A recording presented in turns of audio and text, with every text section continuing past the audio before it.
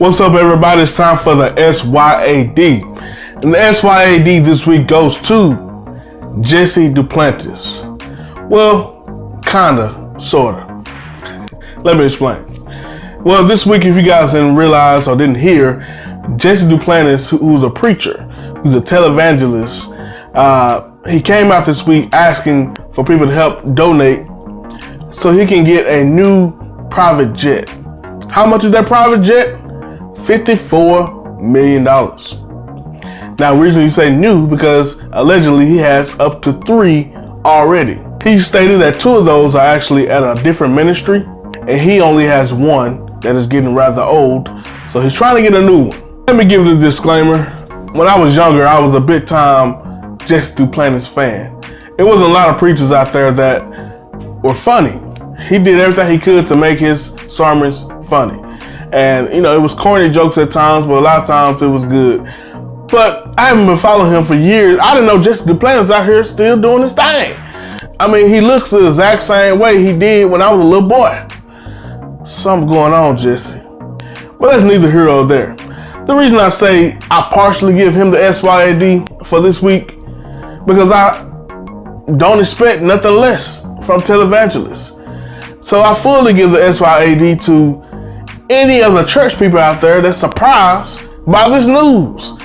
I don't understand what you guys expect. Like, if you go to a mega church, if you go to a smaller church, a medium-sized church, whatever church you go to, your preacher is doing the same thing on their level. They may not be able to get a private jet, but they can get a Mercedes. They may not be able to get a Mercedes, but they may be able to get a Cadillac.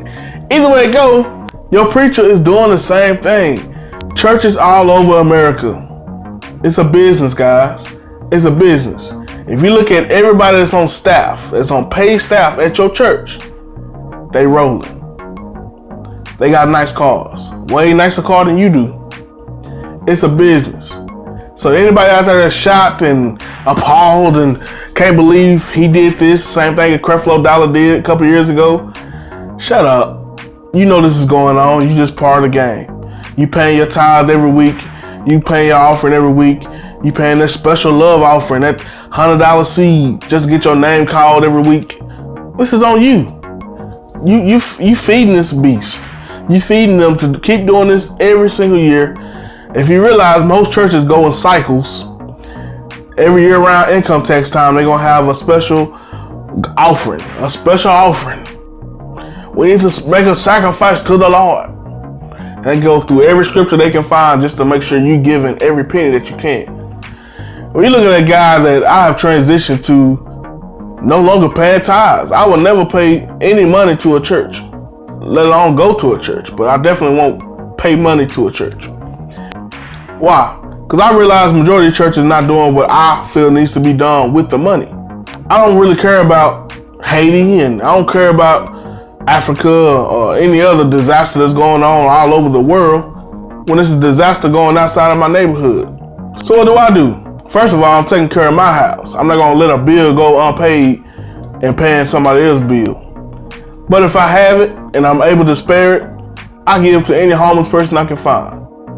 Anybody who come to ask me for something, or if I see them on the street looking like somebody that can really need what I have, knowing that I don't have much, I give it to them. Because that's what I believe Jesus did. So I'm not too worried about putting up another light in the church no more, because really the real business of the church needs to be outside the doors. So anybody who's shocked and appalled and can't believe this is going on between Jesse Duplantis and his church, or anybody else who follow him, I gotta politely ask you to, man, sit your ass down.